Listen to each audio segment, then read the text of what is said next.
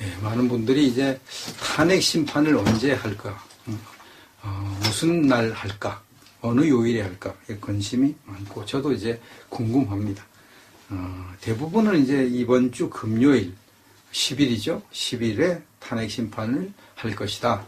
그렇게 이제 예측을 하죠. 상식적으로 뭐, 그때가 가장 적합한 때고, 이정미 대법관이 월요일 날 퇴임하니까, 월요일 날 오전에 뭐, 탄핵 심판하고 오후에 퇴임하고, 그러면 모양새도 안 좋고, 그러니까, 금요일 날 할 걸로 생각을 합니다.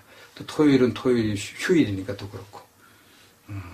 근데 우리 아들이 오늘 이제 전화를 걸어서, 제가 생각하기에는 탄핵 심판이 금요일 오후 4시경, 그때 탄핵 심판을 할 것 같아. 그렇게 얘기를 하더라고요.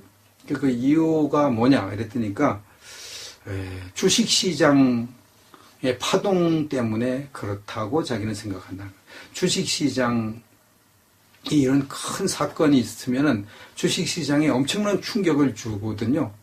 또 어떤 분들은 또 여기에 이제 막 내기를 한다 그래요. 이런 게 뭐 탄핵이 인용되느냐, 기각되느냐, 여기에 따라서 막 내기를 하고 막 그런다고 그럽니다.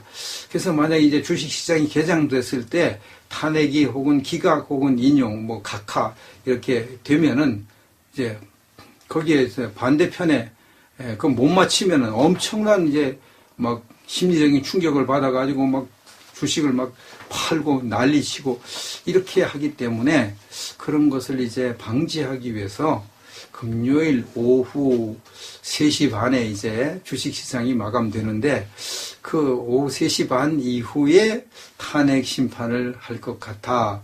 자기가 생각할 땐 그렇다. 이렇게 상당히 일리가 있어요. 일리가 있습니다. 그래서 저도 그 일리가 있다. 그 가능성이 굉장히 높겠다. 이런 생각을 저도 하게 되어서 제 아들의 그 생각에 저도 이제 동의하고 공감을 하기 때문에 금요일 오후 3시 반 이후에 이제 탄핵 심판을 할 것으로 이제 예측을 해 보는 것입니다. 뭐 일단 아마 금요일이 가장 이제 높게 다른 분들도 다 이렇게 예측을 하고 있으니까 금요일 날 서울 헌법재판소에 갈 그 표를 이제 미리 구하면, 지방에 있는 분들은 표를 미리 구하면 좋겠습니다. 그날은 우리가 하여튼 총력을 해가지고 헌법재판소로 가야 됩니다. 이 탄핵 정국이 이 종북 좌파들이 인민재판을 해가지고 촛불을 들고 국회를 겁박하고 헌법재판소를 겁박해서 여기까지 왔으니까 그것을 바로잡으려면 우리가 이제 태극기를 들고 가서 헌법재판소에 압력을 넣는 것밖에 없습니다. 왜 그렇습니까? 국회도 시위에 겁을 먹어가지고 탄핵 소추안 만들 수 없는 상태에서 그걸 만들어가지고 탄핵 소추해버렸거든요. 원래 여러분들이 다 설명을 들어 아시잖아요. 탄핵 소추안을 국회에서 통과시키려면 죄가 확정된 다음에, 법원에서 죄가 확정된 다음에 해야 되는 것이 그것이 법에 맞습니다. 확정된 다음에. 근데 아직까지 박 대통령에 대한 최순실에 대한 재판이 진행 중에 있잖아요. 재판이 진행 중에 있고 죄가 하나도 확정되지 않아요. 재판을 통해서 죄가 확정되기 전까지는 무죄 추정의 원칙이 적용되는 거 잘 아시잖아요. 그 이전까지는 누구든지 다 무죄입니다. 지금 최순실도 다 무죄고 당연히 대통령은 무죄죠. 아직까지 법원에서 이 죄가 확정이 안 된 대통령을 헌법재판소에서 만약 탄핵 인용을 한다. 그러면 무죄, 죄가 없는 대통령을 쫓아내는, 파면하는 이 모순을 범하게 되는 겁니다. 헌법재판관들이 법률을 어기는, 헌법을 어기는 엄청난 잘못을 저지르게 되는 거예요.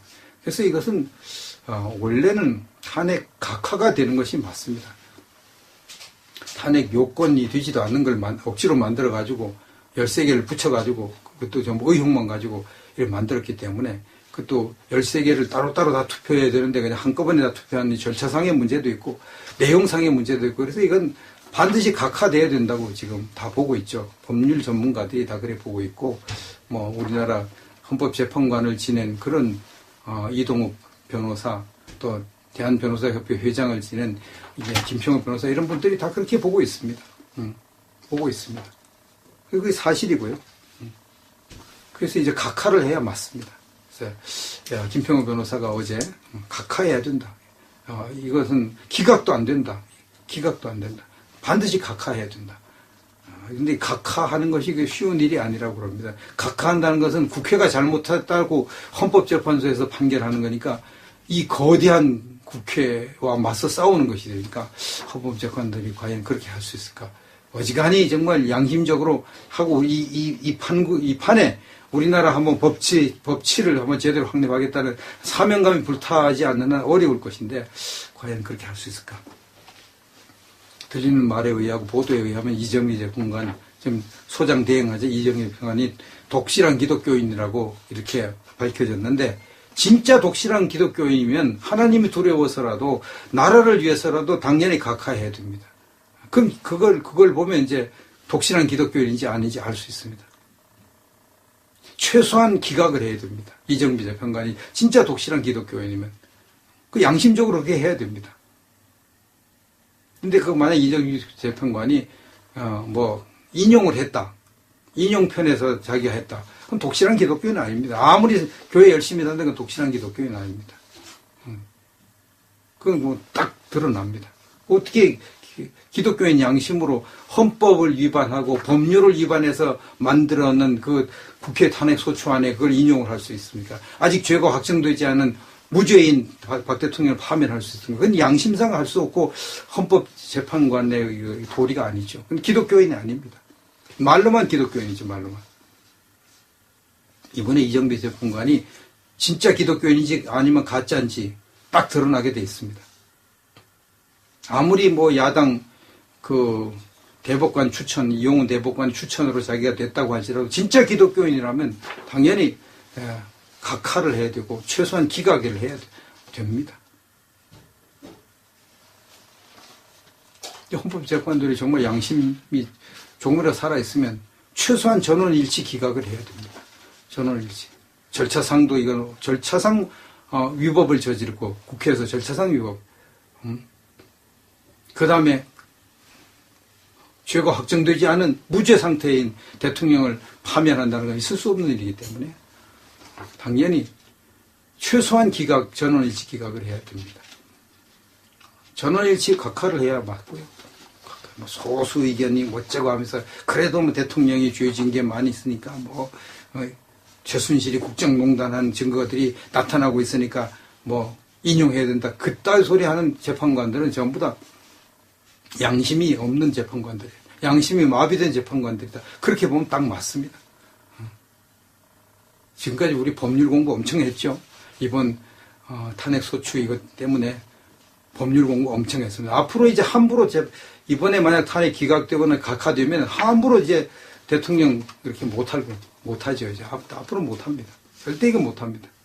그렇게 뭐 이렇게 드러나고 뭐 사건이 터지고 난 다음에 뭐 한두 달 만에 이게 탄핵소추 국회에서 하는 절대 못합니다. 모든 조사 재판 미국처럼 이제 다 끝나고 그것이 1년이 걸리든 2년이 걸리든 그러고 난 다음에 탄핵을 하더라도 이제 하는 그런 법치의 전통이 이제 빚어질 것 같습니다. 여러분 아주 잘 터졌습니다. 우리나라를 바로 세우는데 잘 터졌습니다.